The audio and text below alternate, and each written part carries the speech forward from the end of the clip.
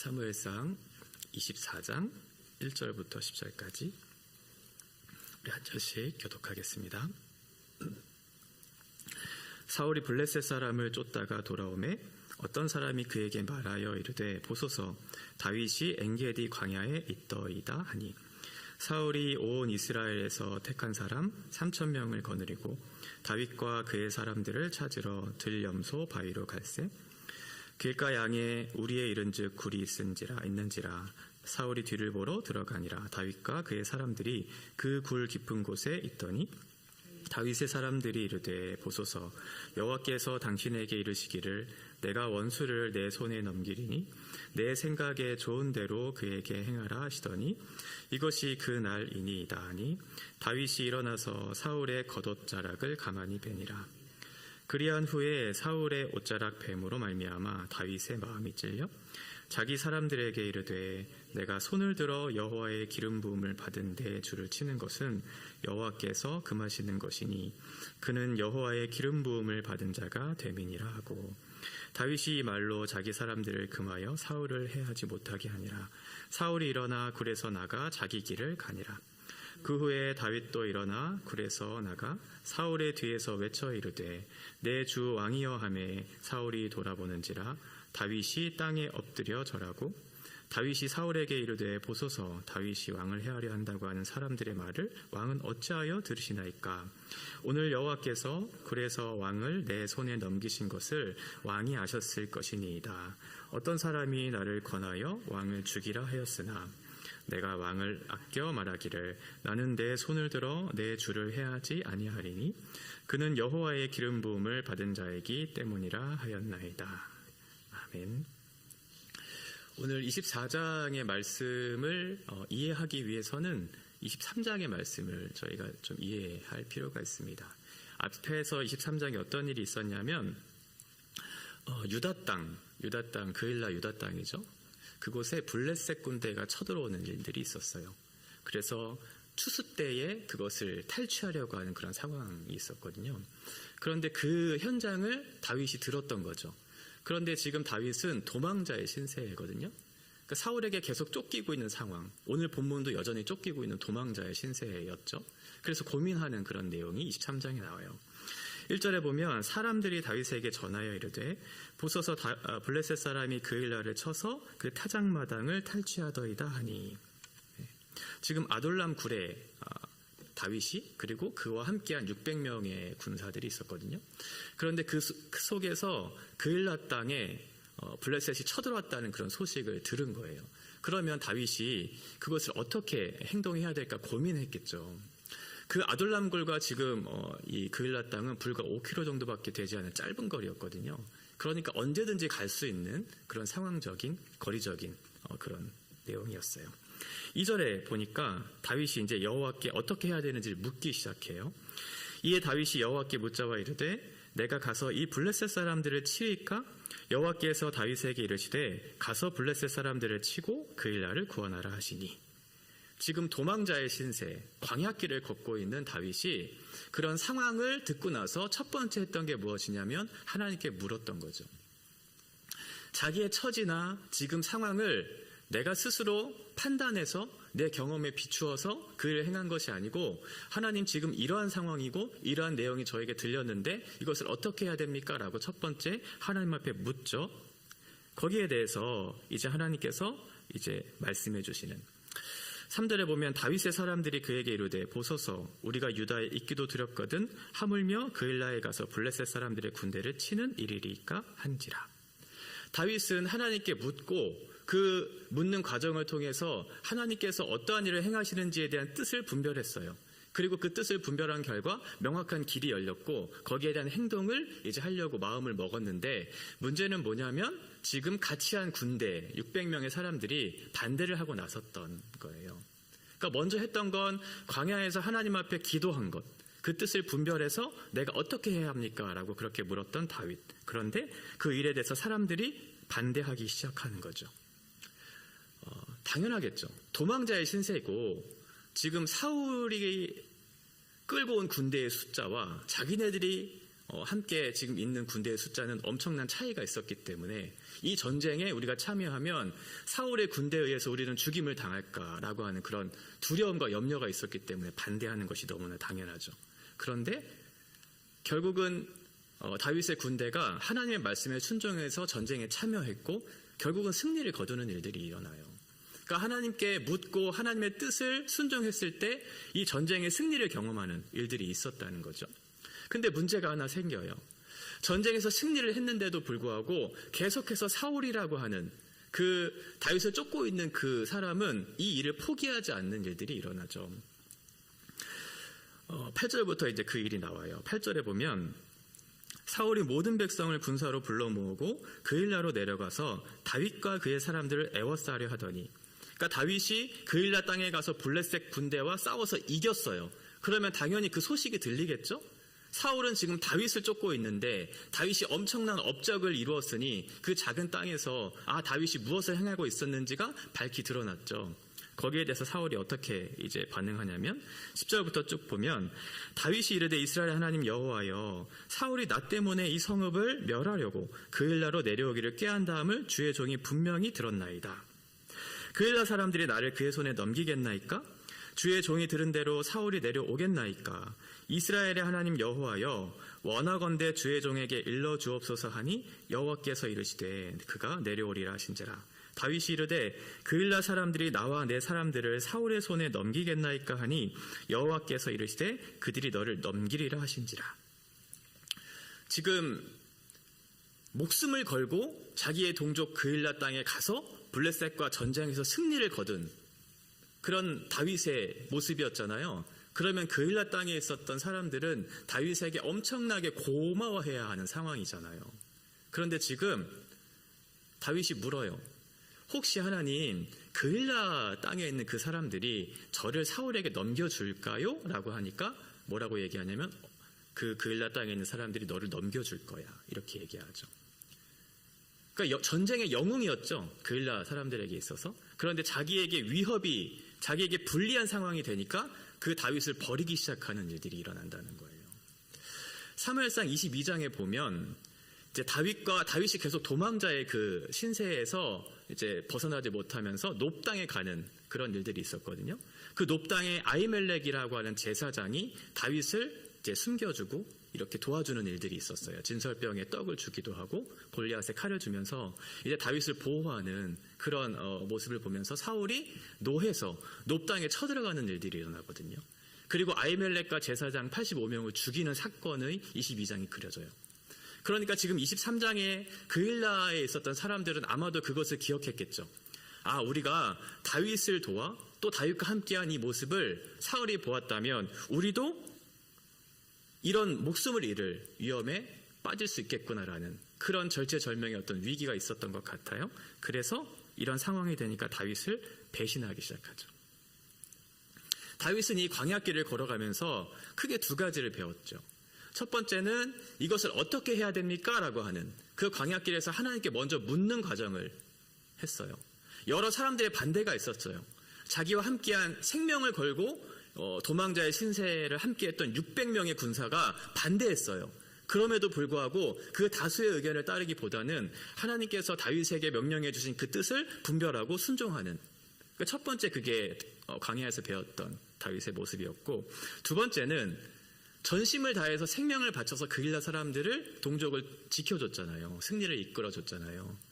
그럼에도 불구하고 그일라 사람들에게 배신을 당하는, 배반당하는 그런 일들이 있었다는 거죠. 그럼에도 불구하고 어떻게 했냐면 그 사람들에게 배반하고 되갚아주지 않고 그 사람을 사랑하면서 그것을 되갚아주지 않는 이 사랑의 마음, 사람에 대한 사랑의 마음을 배웠던 거죠. 23장에서 광야에서 두 가지를 배웠어요.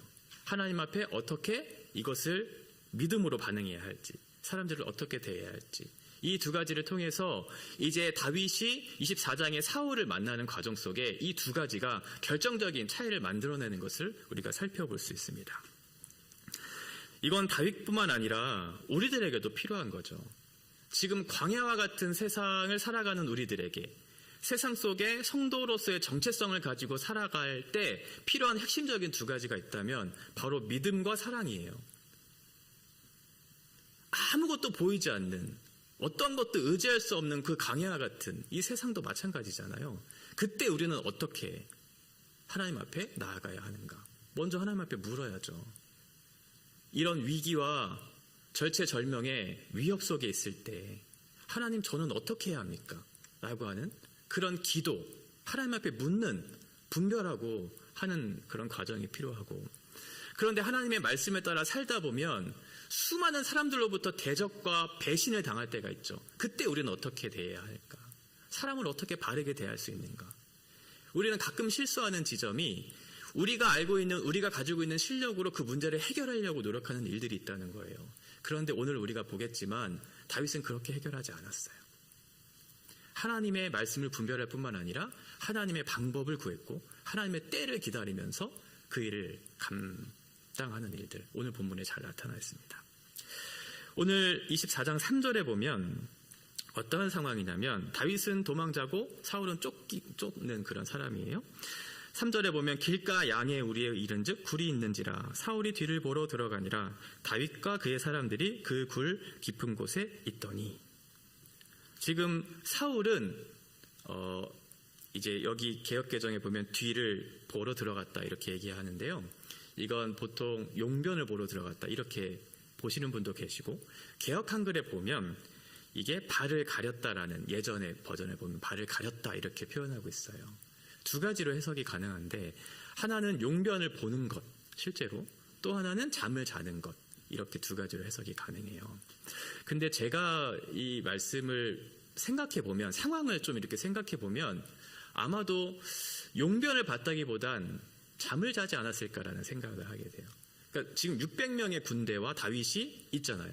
근데 굴에 이렇게 조그만 소리도 탁 울리는 그런 상황이잖아요. 그런데 사울이 그 용변을 보면서 과연 그걸 몰랐을까? 그 옷자락을 베는 데까지 가까운 거리에 있었을 텐데 그걸 몰랐을까? 아마도 사울은 잠을 자고 있지 않았을까라는 그런 생각이 들어요. 어쨌든 그런 상황 속에서 지금 다윗과 그 사람들이 있었는데 그 600명의 군사들이 다윗에게 얘기해요. 지금이 기회입니다. 지금 이 원수를 죽일 절호의 기회가 왔습니다라고 하면서 다윗에게 얘기하죠. 이 사울을 죽이면 더 이상 이 광야에서 도망자 신세를 끝낼 수 있어요. 그리고 억울한 누명을 벗을 수도 있는 절호의 기회이죠. 그러면 그 상황에 그 사울을 죽이고 그 도망자의 신세를 벗어날 수 있잖아요. 그러면 되잖아요. 그런데 지금 다윗은 그렇게 하지 않았다는 거예요. 왜 그랬냐면 앞에서 광야에서 그 길을 걸어가면서 하나님의 방법과 하나님의 때가 무엇인지를 배웠기 때문에 그것을 적용하면서 이제 그 일을 실천하고 있죠. 사무엘상에 보면 다윗과 사울이라고 한 두 사람을 계속해서 대조해요. 믿음으로 반응한 다윗과 자기 스스로의 삶을 경영하려고 하는, 자기를 의지하려고 하는 사울과 비교하면서 정말 하나님 마음에 합한 사람이 누군가를 계속해서 평가해 주거든요. 오늘 본문에서도 그게 잘 나타나요. 첫 번째 차이를 보면 사울은 사람의 말에 계속 귀를 기울이기 시작했다는 거예요. 다윗이 사울에게 이르되 보소서 다윗이 왕을 해하려 한다고 하는 사람들의 말을 왕은 어찌하여 들으시나이까. 그러니까 사울에게 있어서 다윗이라고 하는 존재는 나를 죽이려고 하는, 근데 그게 어디로부터 왔냐면 사람들의 말을 듣고 저 다윗이 나를 죽이려고 한다고, 그 말을 듣고 지금 다윗을 계속 죽이려고 하는 그런 일을 하고 있다는 거죠. 반면에 다윗은 어떻게 했냐면 4절에 보면 다윗의 사람들이 이르되 보소서 여호와께서 당신에게 이르시기를 내가 원수를 내 손에 넘기리니 내 생각에 좋은 대로 그에게 행하라 하시더니 이것이 그 날이니이다 하니 다윗이 일어나서 사울의 겉옷자락을 가만히 베니라. 한쪽은 사람의 말을 듣고 있고 한쪽은 사람의 말이 들리고 있지만 그 말을 듣지 않고 하나님의 말씀에 분별하고 순종하려고 하는 그런 태도가 보이고 있는 거죠. 우리가 모든 사람의 말을 무시해야 된다 이런 말은 아니에요.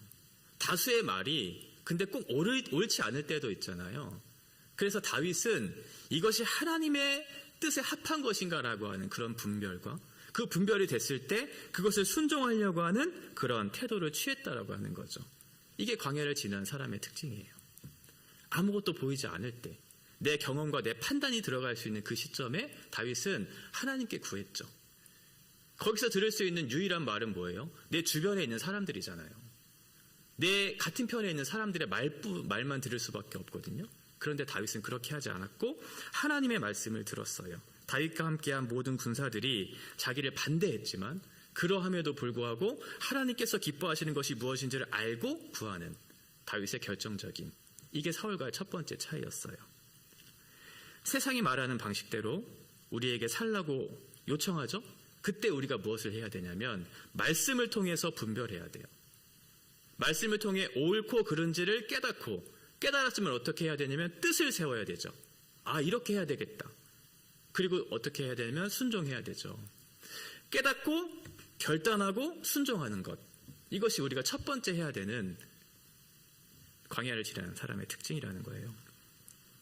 두 번째 차이는 11절에 나와 있는데, 내 아버지여 보소서, 내 손에 있는 왕의 옷자락을 보소서, 내가 왕을 죽이지 아니하고 겉옷자락만 베었은즉 내 손에 악이나 죄가가 없는 줄을 오늘 아실지니이다.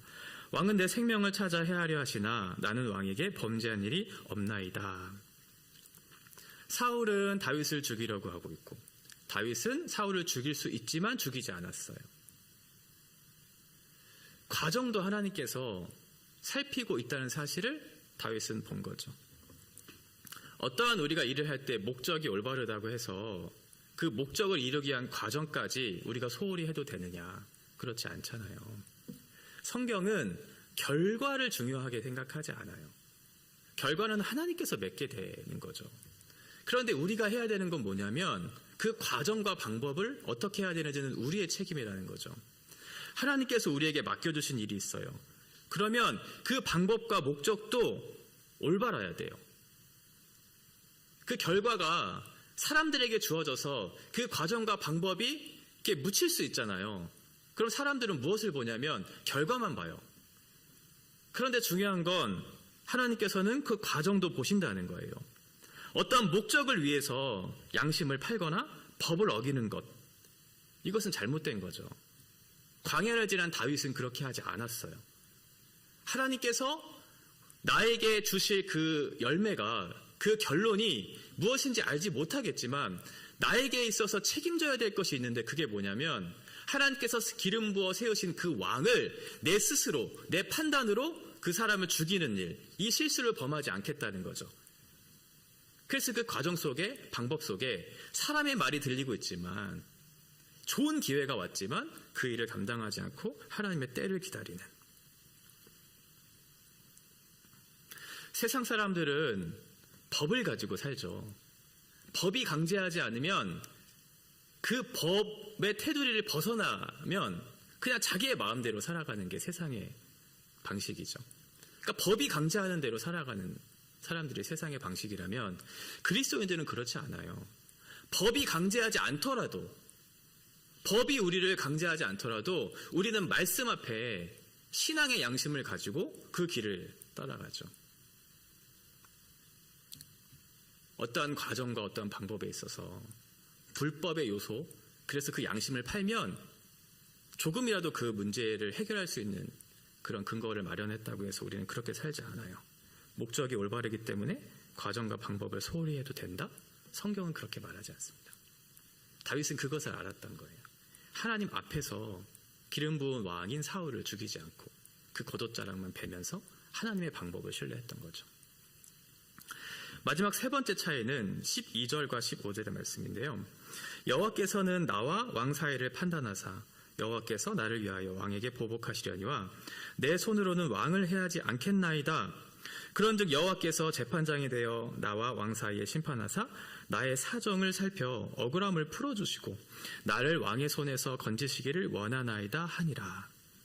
사울은 계속해서 자기의 스스로 자기의 삶을 경영하려고 하는 일을 포기하지 않았어요. 자기의 욕망을 실현하기 위한, 그 왕권을 유지하기 위해서 계속해서 다윗을 죽이려고 했던 거죠. 사울은 천천히고 다윗은 만만이니까 백성들이 자기를 인정해주지 않았거든요.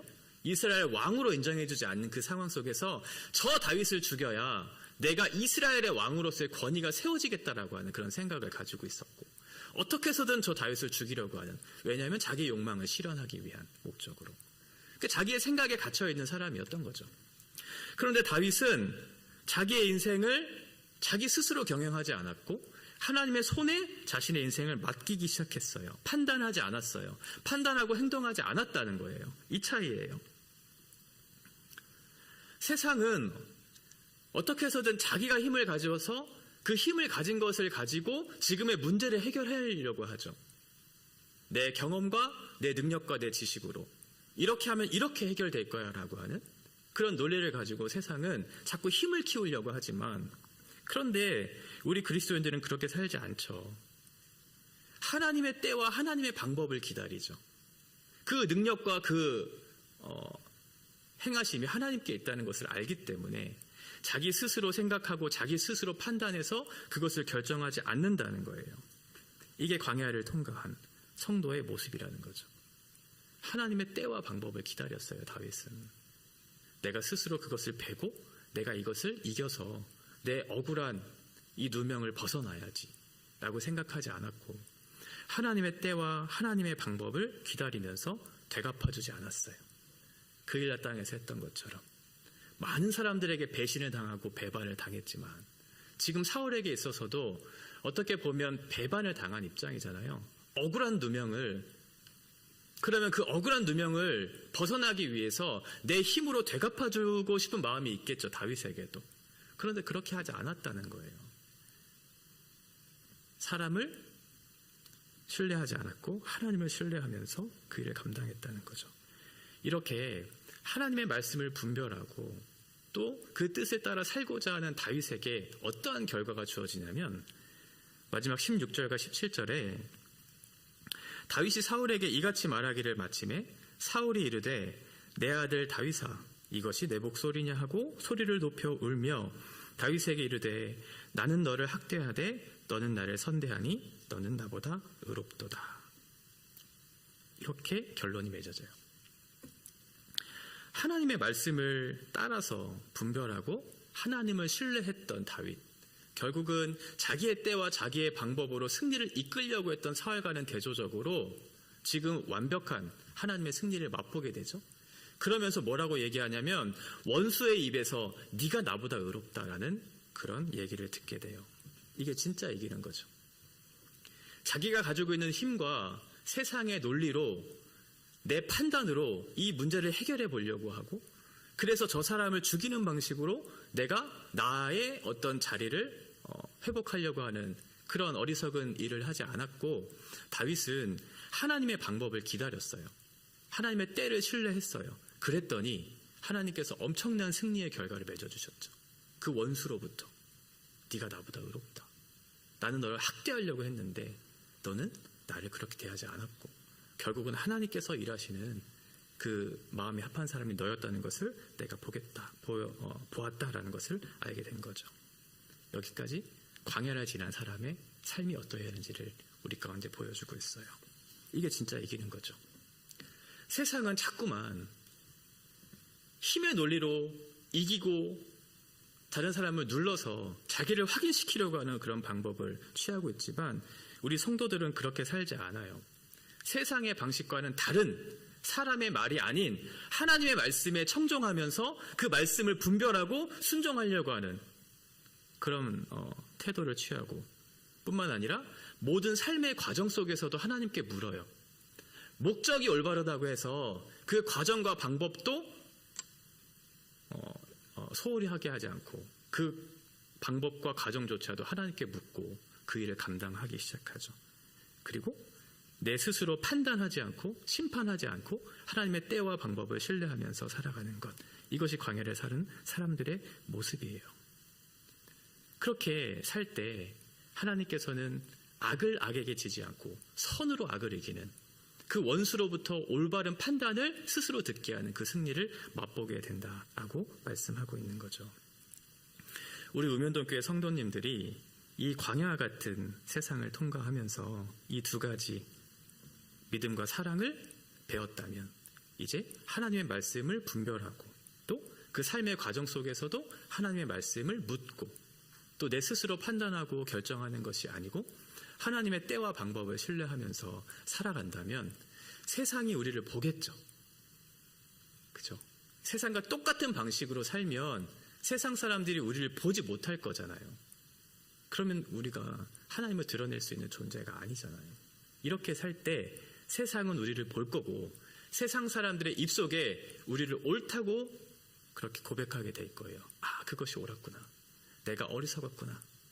내 힘과 내 능력으로 이 세상을 판단하려고 했고 내가 가지고 있었던 경험과 지식으로 모든 과정과 방법을 살아내려고 했구나. 내가 스스로 심판자가 되어서 스스로 이 일을 결정하려고 하는 어리석음에 빠졌었구나 라는 것을 보게 되겠죠. 우리가 이렇게 살 때 세상이 우리를 보게 될 것이고 우리를 이끄시고 우리를 통치하시는 그 배후에 계시는 하나님이 누구신지를 보게 될 거예요. 광야와 같은 세상을 살아가는 저희들이 이 세 가지를 잊지 않고 하나님 앞에 분별된 자로, 하나님 앞에 진실한 자로, 하나님께 신뢰하는 자로 이 세상을 살아가는 거룩한 그런 성도로서의 삶을 살기를 바랍니다.